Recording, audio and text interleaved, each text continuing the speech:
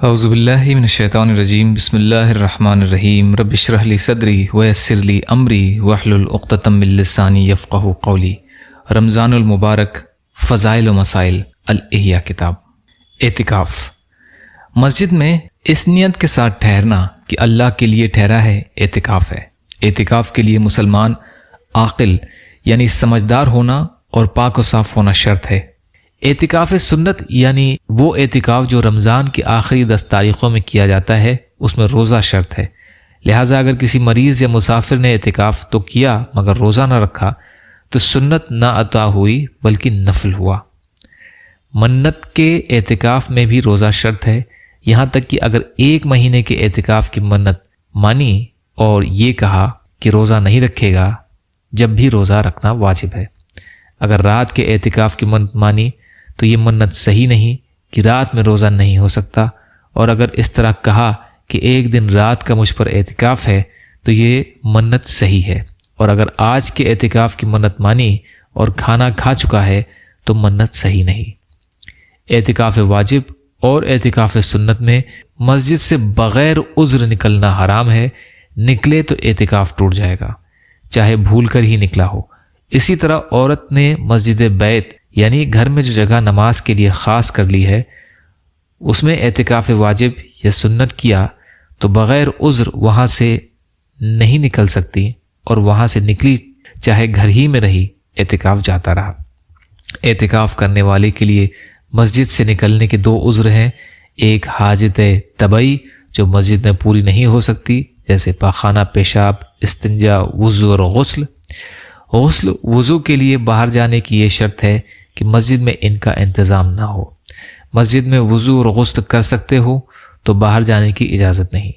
دوسرا عذر حاجت شرعی ہے، جیسے جمعہ کی نماز کے لیے یا اذان کہنے کے لیے مینار پر جانا۔ قضائے حاجت یعنی پیشاب پخانہ کو گیا تو پاک ہو کر فوراً چلا آئے، ٹھہرنے کی اجازت نہیں۔ اور اگر معتکف کے 2 مکان ہیں، ایک پاس دوسرا دور، تو پاس والے مکان میں جائے۔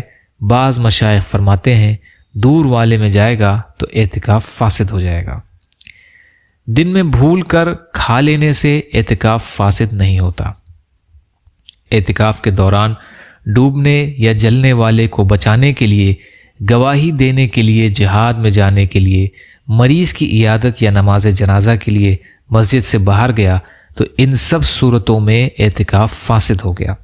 اگر منت مانتے وقت یہ شرط کر لی کہ مریض کی عیادت، جنازے کی نماز یا علم کی مجلس میں حاضر ہوگا تو اب ان کے لیے جانے سے اعتکاف فاسد نہیں ہوگا، مگر خالی دل میں نیت کرنا کافی نہیں، زبان سے کہنا ضروری ہے۔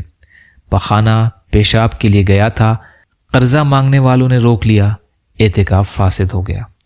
اعتکاف کرنے والوں کو جمع کرنا، عورت کا بوسہ لینا، چھونا یا گلے لگانا حرام ہے، اس سے اعتکاف فاسد ہو جائے گا۔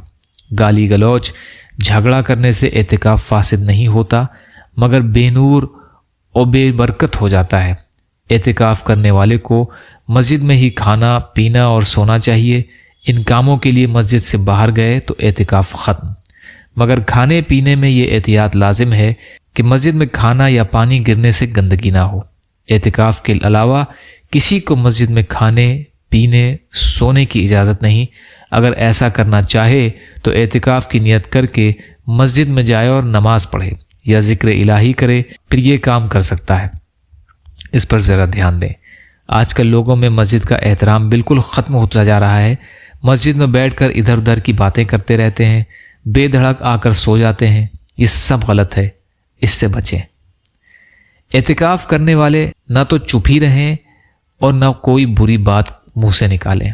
عبادت کی نیت سے یا ثواب سمجھ کر چپ رہنا مکروہ تحریمی ہے۔ اعتکاف کرنے والوں کو چاہیے کہ چپ رہنے یا بات کرنے کے بجائے زیادہ وقت قرآن مجید کی تلاوت، حدیث شریف کی قرأت، درود شریف کی کثرت، علم دین کی کتابیں وغیرہ پڑھنے یا پڑھانے میں لگائے۔ یا اللہ ہم سب کو کہنے سننے سے زیادہ عمل کی توفیق عطا فرما۔ یا اللہ مظلوم فلسطینیوں، کشمیریوں، روہنگیا مسلمان اور مسلمان جہاں بھی پریشان حال ہیں، ظالموں کو ظلم کا شکار ہیں، ان کی مدد فرمائیے۔ یا اللہ رمضان کریم کا حق ادا کرنے والا بنائیے، ہمارے روزوں کو عبادات کو، صدقات کو، خیرات کو قبول فرمائیے۔ یا اللہ آپ حلال میں سے دے دیجئے، حرام سے بچا لیجئے، اپنے غیر سے بے نیاز کر دیجئے، جو مانگا وہ بھی عطا کر دیجئے، جو بھول گئے وہ بھی عطا فرمائیے۔ سبحان ربک رب العزت عما یصفون وسلام علی المرسلین والحمد للہ رب العالمین برحمتک یا ارحم الراحمین لا الہ الا اللہ محمد رسول اللہ۔ السلام علیکم۔